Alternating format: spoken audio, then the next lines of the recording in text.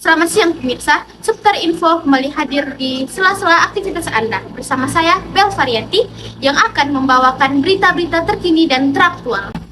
Pemirsa, maraknya kasus toxic relationship atau yang sering sekali disebut dengan hubungan toksik yang semakin marak di kalangan anak muda zaman sekarang. Kekerasan yang terjadi sangatlah tidak wajar di kalangan anak muda zaman sekarang. Bahkan ada beberapa yang melakukan kekerasan seksual.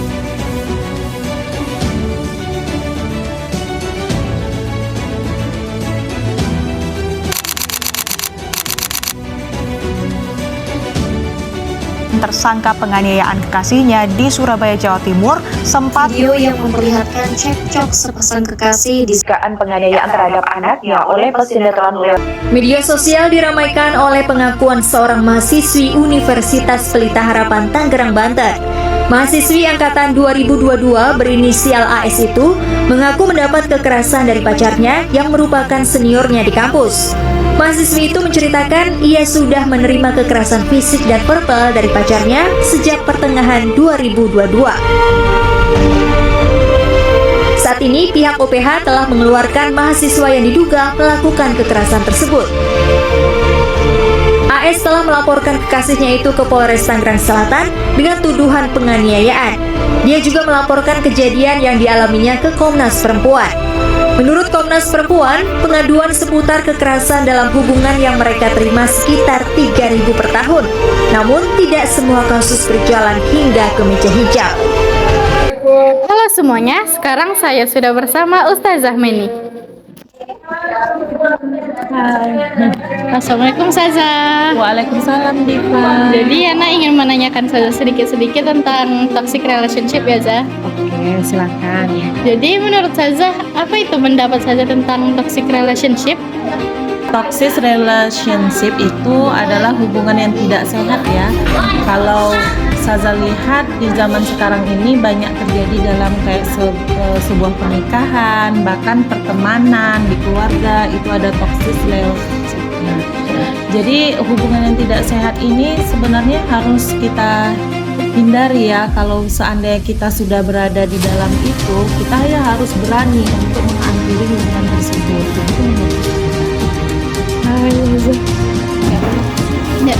Jadi kalau misalnya kita dalam hubungan toxic relationship gitu kan Zah, terus pastinya kita juga butuh teman untuk mendengar kan Zah. Sebaiknya teman untuk mendengarnya tuh dokter kah atau ibu atau teman sendiri Zah? Kalau menurut Ustazah, ketika kita berada dalam hubungan toksik, ya kita memang butuh seseorang yang memahami kita gitu. Bahkan butuh orang yang menyadari kita bahwa kita ini lagi berada dalam hubungan tidak sehat loh gitu. Nah jadi kalau Saza misalnya berada dalam situasi seperti itu, mungkin Saza akan mencari pertama teman yang paling bisa kita percayai atau yang membuat kita nyaman untuk bercerita. Nah kalau kita takut atau malu sama teman kita, takutnya misalnya itu terjadi dalam hubungan suatu pernikahan, takutnya kan menyebar aib suami kita atau seperti apa. Nah mungkin lebih bercerita atau mencari seorang psikolog kalau Saza, karena psikolog pasti lebih menjaga kerahasiaan kita ya. Nah tapi jika kita tidak bisa ke psikolog, bisa juga ke orang tua kita. Tapi biasanya yang paling enak itu adalah psikolog. Dia akan mengarahkan kita ke hal yang seperti apa kita sebaiknya, selanjutnya seperti apa gitu. Orang-orang yang berada di dalam hubungan yang toksik sering tidak sadar bahwa mereka sedang menjalani hubungan yang tidak sehat. Sebab secara psikologis mereka kehilangan kepercayaan diri untuk memulai hubungan yang baru. Yang harus kita bangun adalah ketika kita mendapati korban, maka kita harus dalam berbagai kapasitas yang membantu korban. Membantu korban itu tadi mendengar, memfasilitasi, tidak menyalahkan, dan mensupport, kemudian membantunya untuk pulih. Kejadian yang menimpa mahasiswa UPH itu sontak membuat kata kunci toxic relationship kembali ramai dibicarakan warganet.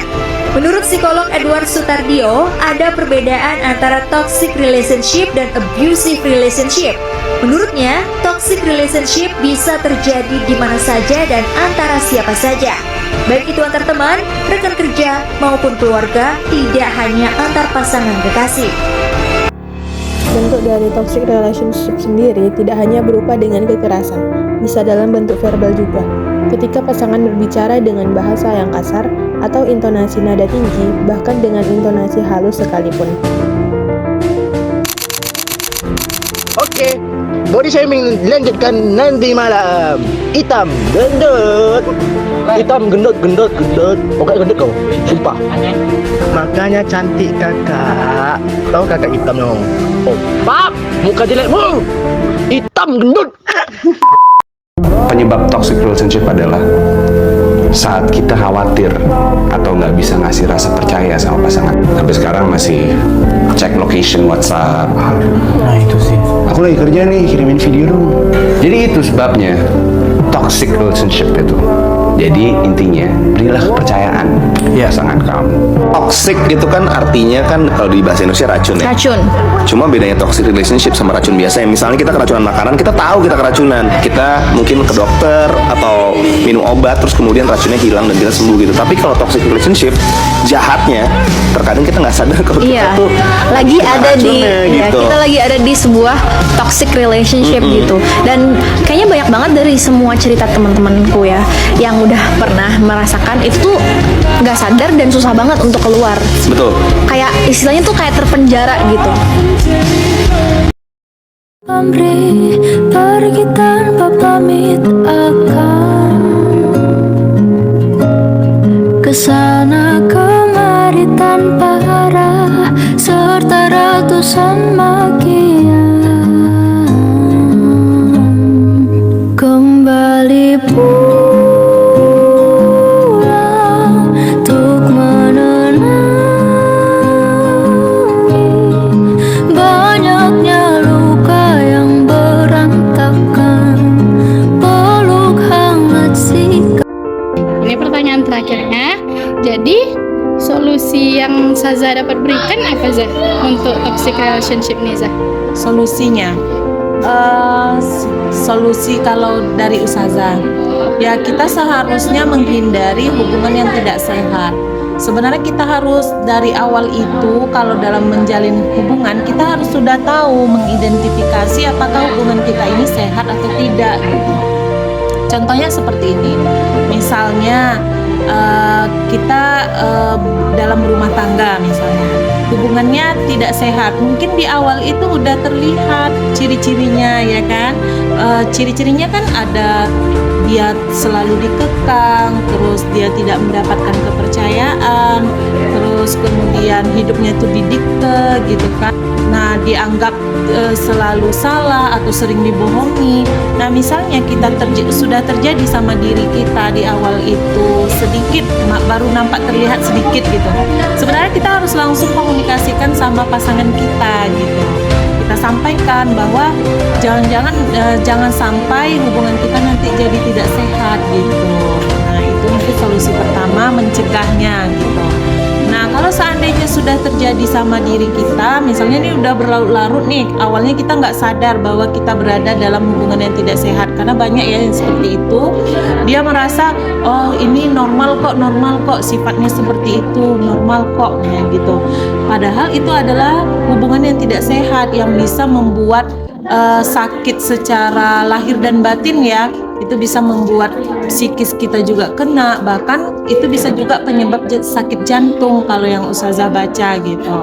Nah, mungkin kalau udah terjadi seperti itu ya kita harus minta pertolongan dengan orang-orang yang kita percayai tadi, yang seperti Ustazah sampaikan tadi, kalau sahabat atau ke psikolog yang ahlinya gitu. Itu solusi dari Ustazah, kita harus menghindari hubungan yang tidak sehat. Maka kita jadi manusia harus mengenali dulu hubungan kita ini sehat atau tidak. Oke Zah, terima kasih banyak Zah sudah meluangkan waktunya untuk wawancara ini Zah. Ya Diva. Langkah-langkah mengatasi toxic relationships. Pertama, cari dukungan orang terdekat. Kedua, ambil sikap tegas terkait kelanjutan hubungan. Ketiga, memutuskan silaturahmi dengan pasangan. Keempat, mencari kesibukan yang positif.